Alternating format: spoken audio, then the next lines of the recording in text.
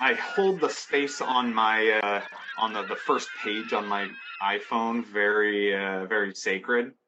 For a long time like maybe the Instagram app is there or the text messages is there, but I recently added a new one to it, which is a big statement, which is the Merlin app.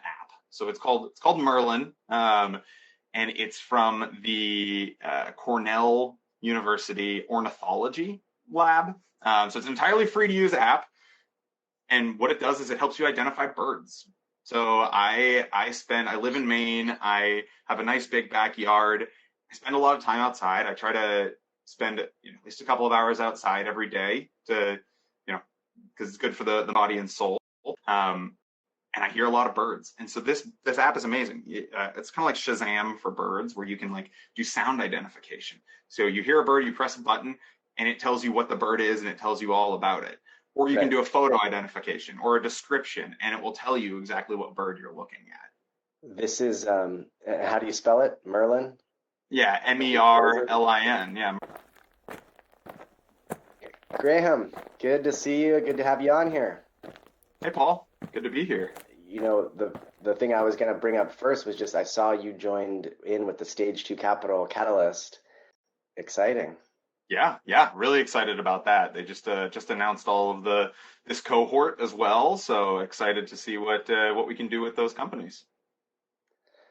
I think this is year two, and this one looks like a good group. And I was noticing obviously AI is a big piece of so many of these companies. Yeah. And I saw that, Y Combinator did their most recent cohort, and it was something like 60% of the companies were AI driven. So I'm going to be curious to see what is the makeup really of this group and how many have leaned into AI. Yeah, for sure. I think it's a high portion, and I feel like every company is kind of leaning into AI at this point. Yeah, it seems like it's definitely this summer has been all the rage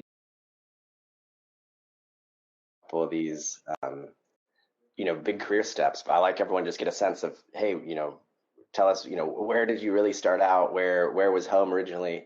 And then we can see here, you went to Greeley High School, Yep. Babson. So yeah, where was home? Where are you from? Yeah, so I live about 15 minutes away from where I grew up, which is in Maine. Greeley High School is in Cumberland, Maine. And I went to school in the Boston area at Babson. Studied economics and marketing. Babson, a unique little college. It's about 2,000 students, and entirely business based. So they are really well known for their entrepreneurship program. But I studied. That's so great. Have you been to the complete other side? Have you been to Portland or Seattle, all of the Pacific Northwest? I've been to Seattle. I haven't been to Portland too, if you will, Hmm. which was named after Portland, Maine, but I won't get into that. I haven't been out there, but I just had a friend move there recently, so I have a reason to go out. But they are surprisingly similar places, in my experience. Well, I was just gonna say I'm from Seattle and I've never made it all the way across. I've never ventured to your area, so we'll see. Hopefully, this is the start of a good collaboration. We'll come visit each coast. So no, There we go. it's great. I see that early on after post all the school, then you were at NASDAQ, and then it looks like Trend Kite. You came in and had an interesting progression of leading teams, and then SDR and top of funnel, and then we just touched on the stage two catalyst that you joined as LP, and then QuotaPath.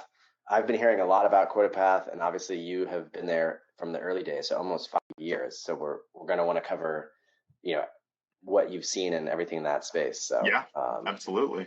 And I, it I wouldn't be an think at home podcast recording without dogs barking in the background. And it sounds like the mail truck is here, so you may hear some dogs barking as well.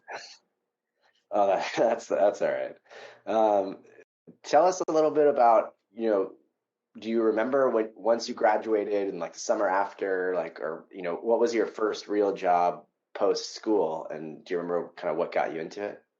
Yeah, for sure. So I had worked in sales all throughout high school and college. I sold shoes for a local family-owned shoe store here in Maine.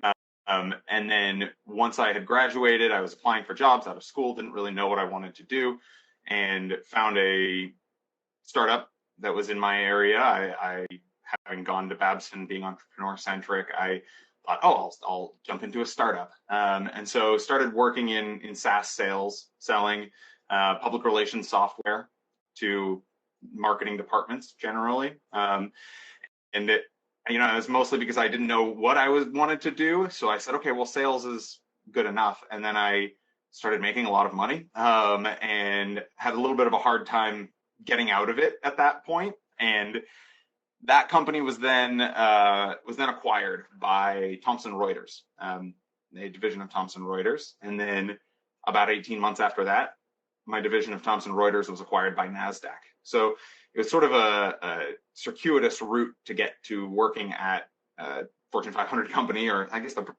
probably around there, and always similarly selling in an individual contributor capacity, but really with the eye of being into a sales leadership position. I get more satisfaction, if you will, out of those around me succeeding than me going and selling and closing. Next role took you to TrendKite. I noticed they also got acquired, or they became part of a larger group.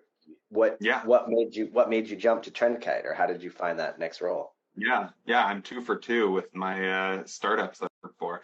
Hopefully with QuotaPath we'll be 3 for 3. But I tell people I got tricked into a job interview to work at TrendKite. I was had a friend of mine, an old friend of mine, say, hey, you should meet this guy Max. He just moved to Austin, because I was living in Austin, Texas at the time. Max just moved to Austin. He's looking for friends, whatever. And I said, okay, cool. I'll meet up with Max. And I met up with Max, and he and I were really hitting it off and talking about work and doing all this stuff. And about 30 minutes into it, I went, wait a minute, this is a job interview. And it had been a while since I'd interviewed for a job. And so from there, Max introduced me to AJ Bruno, who's the founder of TrendKite, and actually the founder and CEO of QuotaPath as well. Not to Chekhov's career track here, but I met AJ. He tells me that it's the fastest he'd ever offered anybody a job. By about the 15-minute mark, he was offering me a job at TrendKite. And so jumped ship, left NASDAQ, and went over to work at another startup. What a fun story that you met that founder, and then you worked, and then obviously that took you into QuotaPath. So is there anything, just when you think about the progression and the NASDAQ acquisition, or then when you look at TrendKite, like the way that either business was selling, is there anything that you think stands out to like a useful tactic, or it's something that applies to how teams be succeeding right now? Like, is there something you picked up? Yeah, I mean, it was a very traditional B2B sales-led growth motion, both of those. At TrendKite, early on, I started as an individual contributor, moved into a sales management role, and then moved over to the sales development organization and built up a team of about 45 there. But it was just a very traditional cold calling, cold emailing. Our reps would make 50 dials a day, send 200 emails a day, scheduling meetings. And this was back in 2014, 2015. And the world has changed drastically since then, for sure. But I think that it gave me a really good understanding of what a traditional sales cycle looks like, and how you can do a traditional prospect, cold call, schedule demo, run the demo, negotiate, close the deal sales cycle that is important to not forget, even in the product growth motion. That's well laid out. Yeah, I think that's something that a few different teams have maybe kind of missed just the last year or two, with like predictability, inputs and outputs. So that's interesting. So then, okay, let's focus then on QuotaPath. So you then got to work with the same CEO. So how did that come up, or how did you get excited about jumping on the early QuotaPath? Yeah. So while at TrendKite, actually really struggled with commission tracking. So I had 4 managers and 40 reps underneath me for SDRs. We were generating thousands of meetings every month, and having generating $1 million worth of revenue every month. And so it was a pain to try to track all of this. It was mostly done with Excel. We had looked into some competitors and there was really nothing out there. And so AJ ended up leaving TrendKite and founding QuotaPath with actually another person from TrendKite, a gentleman named Cole Evitz, who ran the RevOps team at TrendKite. And then I joined as quickly as was legally possible, if you will. I had gotten to the point at TrendKite where I felt like I wasn't learning anything and wasn't progressing. And I gave 6-month notice to the exec team there and said, look, I'm going to train my successor. I'm going to slowly move out. And they were incredibly supportive of that. And so joined QuotaPath really early on. I was the 3rd employee and was kind of the sales and marketing team for an extended period of time, and have since stepped back into several of those roles over the past 5 years.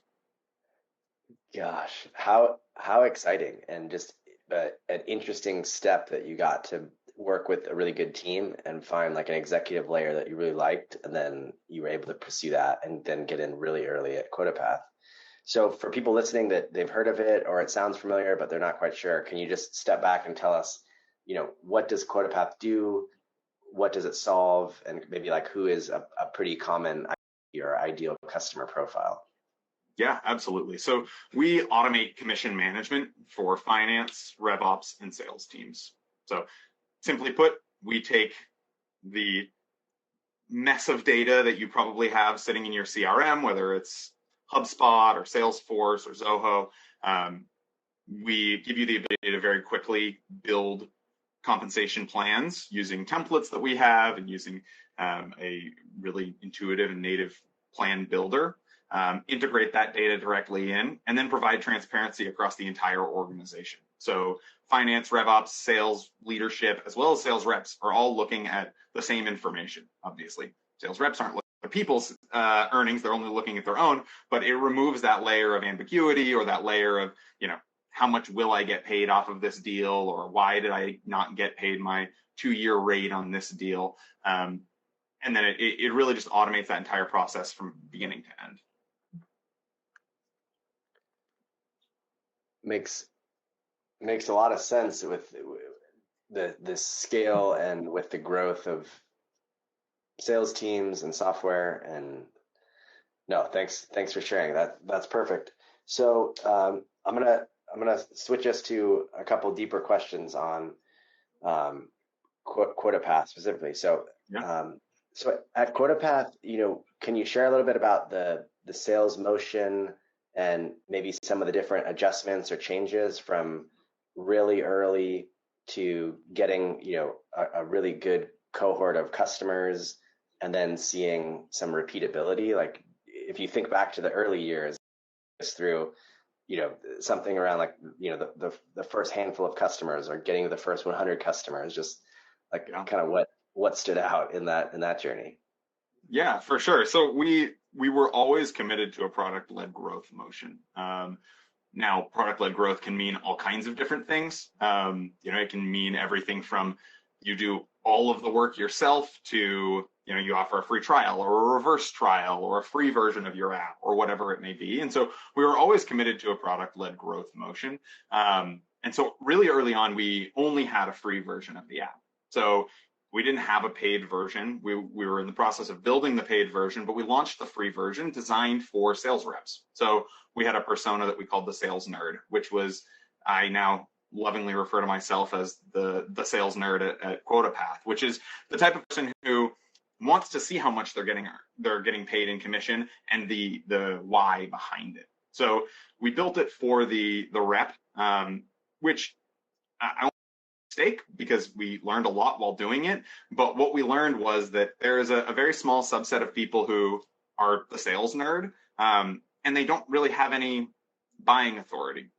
And so while it's cool to give them a free version and a free tool that they can use, that value isn't actually assigned, like the value of the free version doesn't transfer over to the buyer, which is generally your RevOps persona, your finance persona, or your sales leader persona, because we lack the free version didn't give you the ability to build comp plans for other people and assign them out to people. Instead, it was entirely focused around building the comp plan for yourself. So that was a learning that we had. And so the early on, we were running a very traditional SaaS sales-led growth motion, where somebody would request it. Maybe they would try the free version, but they'd immediately realize it's not for them. Or instead of even trying the free version, they would just say, "Hey, I'm just going to request a demo. I want to go through a demo." And so then we'd go through the demo. We would, maybe give them a free trial, but only if they requested it, or a proof of concept.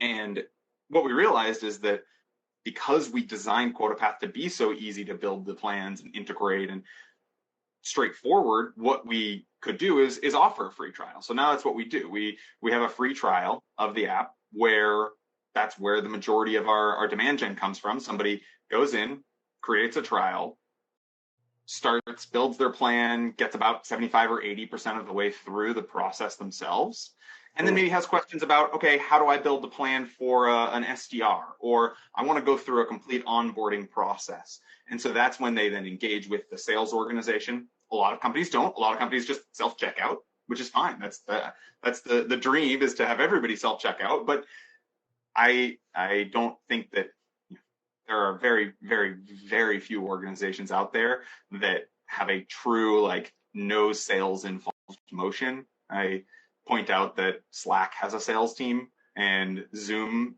has a sales team. So if those organizations have sales teams, most people need sales teams. Yeah. You said at the beginning there, you were talking about, you noticed that the pattern that the sales nerd didn't have the buying authority, and that it sounds kind of like there's a concept of above the line and below the line. And the idea, you want to find, like you had said, the people that have buying authority, or a decision maker, or an executive buyer. There's the stakeholders who are above the line. It made me wonder, if you all could go back in time, or if you were helping a new startup right now today, what are some of the steps they should think about or go through to figure out about their ideal customer profile, and about who's above the line, who's below the line, or to think about that sales nerd? Is there something you'd suggest that would have helped back in the day? Yeah, I think that a big thing would just be asking about propensity to buy and ability to buy. I still think that it's important that we built the app for the sales nerd, because what that allows us to do is have that tool that's entirely customizable, but very straightforward to build your comp plans. So it's important that we built for that person, but we sit on our wheels a lot, even thinking about, hey, maybe this person will buy it themselves. An individual user would go out and buy QuotaPath. And what we found is that people wouldn't. They wouldn't. But we could have had that conversation a lot earlier on. We were too focused on getting product feedback, and maybe we were just nervous to ask those people, hey, would you buy this? Or even just, give them a credit card form and have them see if they would buy it. And so it's important to build for what people want to see, but it's even more important to build for something that they'll pay for. That's I think going to really help just different teams that are thinking through this, or a new company that's just starting to launch out, to think through that step and just be sure, are they covering those bases? So no, thanks for the product-led growth that you've seen. How are you still trying to kind of incentivize the sales, and have you noticed a new way of rating salespeople? Or since you see different commission structures and plans, product-led growth seems to make that either compete against each other, or it makes it more complicated? Or just what would you share as the best approach to how do you compensate and motivate salespeople? Yeah, for sure. So a major function of my role as well is that I do comp plan consults with our customers. So I've done over 500 of these, where I sit down and I help customers think through how to build the right compensation plan for their organization.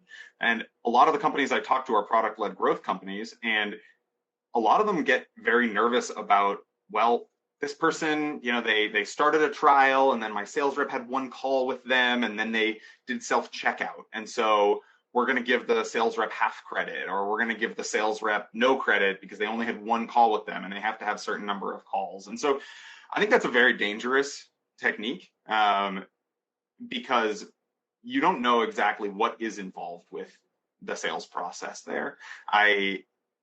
It's rare that there are decisions made for beyond a few $100s where you don't talk to somebody. Like I said, even Slack has a sales team. Now, Slack is such a well-known company, but so you might go out and buy a subscription to Slack without talking to anybody, but that's one of the very fewest things. So continuing to reward your employees and your sales team for actually engaging with those product-led growth and product qualified opportunities, rather than discouraging them from talking to those people, will increase your close rate and naturally also increase your average sales price.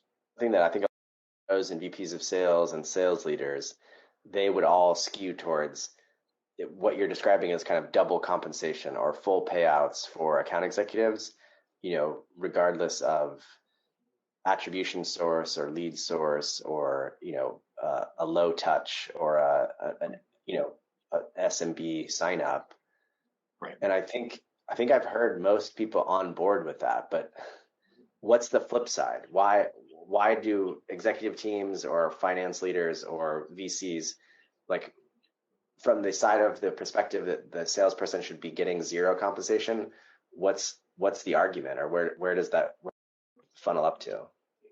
Yeah, I mean, you're going to get me in trouble with some finance folks here, but because I'm going to talk, not going to speak ill of any finance folks, but they tend to, my joke is that finance people try to pay the salespeople as little as possible, and sales leaders try to pay the reps as much as possible. And so I find that RevOps finds a good mix between the two, but oftentimes it's this thought that, like, well, they were going to check out anyway. They were going to buy anyway.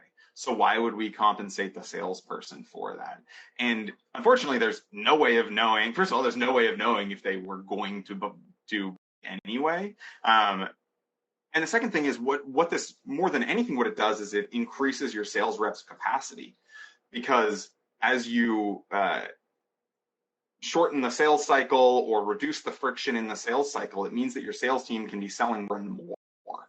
And so that means oftentimes you have either smaller sales teams or more efficient sales teams. And so rather than saying, like, oh, we're not going to pay them on the natural upgrades that they just sent one email to or had one call with, instead think about, well, this means they can be closing twice as much, because yes, they have to spend more time with some customers, but those other customers, they're able to just do one or two calls with and make sure that they get all the value captured.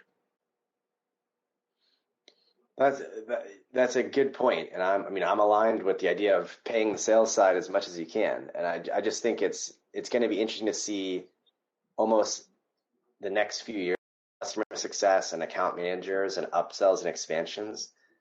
We're going to see the future kind of play out where that really is the largest slice of revenue. It's where most of the revenue is going to be coming from a lot of SaaS companies, and that's what this year has been all about, is companies realigning their focus, realigning their leadership and their top KPI metrics. Like it's all about now managing and forecasting and ensuring that customers keep growing and expanding that already are loving and using the product. Like focus seems to be less on the net new business. So you just shared some really good tips that I think will help sales leaders think through how to talk to the finance team.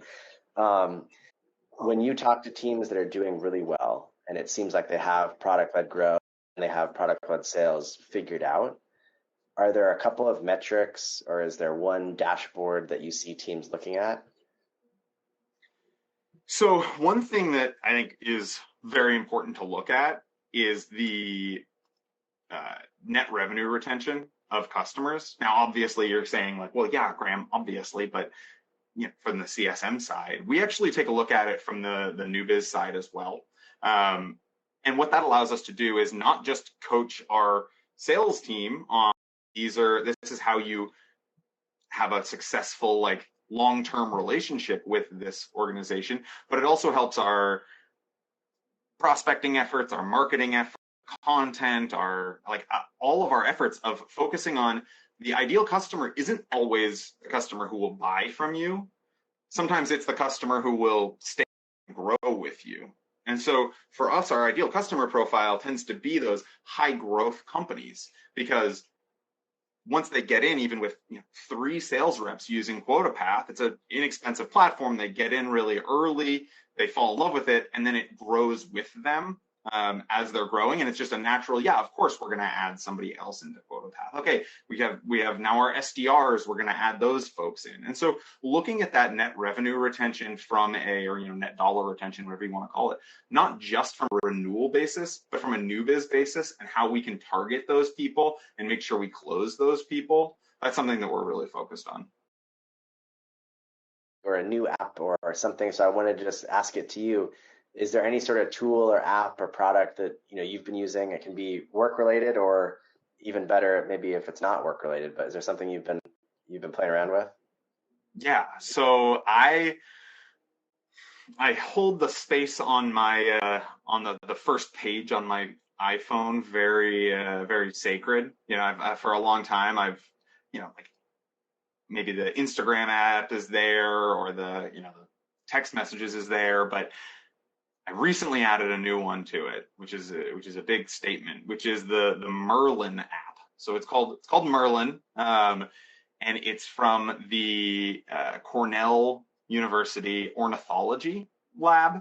So it's an entirely free to use app, and what it does is it helps you identify birds. So I live in Maine. I have a nice big backyard. I spend a lot of time outside. I try to spend at least a couple of hours outside every day to because it's good for the body and soul. And I hear a lot of birds, and so this app is amazing. It's kind of like Shazam for birds, where you can do sound identification. So you hear a bird, you press a button, and it tells you what the bird is, and it tells you all about it. Or you can do a photo identification or a description, and it will tell you exactly what bird you're looking at. This is how do you spell it? Merlin? Yeah, Merlin. Yeah, Merlin, like the wizard. And it's honestly, it's magic. So it's like Shazam music, and I think Shazam, I think it was acquired by Apple, or I think it's now part of Siri. Yeah. So you can talk to your iPhone can now detect. So what's the coolest bird, or what's the most unique bird that you've encountered? Yeah, so and you can add them to your life list as well. So I have 70 something birds on my life list of birds that I've seen. And living in Maine, you encounter some birds of prey pretty regularly, but I had not gotten a bald eagle yet. And last week I was at the driving range, and all of a sudden I heard the bald eagle screech, which is not what you think of. When you think of a bald eagle screech, you think of it's a much more high pitched, it's a much wimpier sounding screech. But I heard it and I was like, all right, there's a bald eagle. So I pull up Merlin, it detects it, and then I just see a bald eagle come flying over. So it's not the most unique, but it's always a treat to see a bald eagle.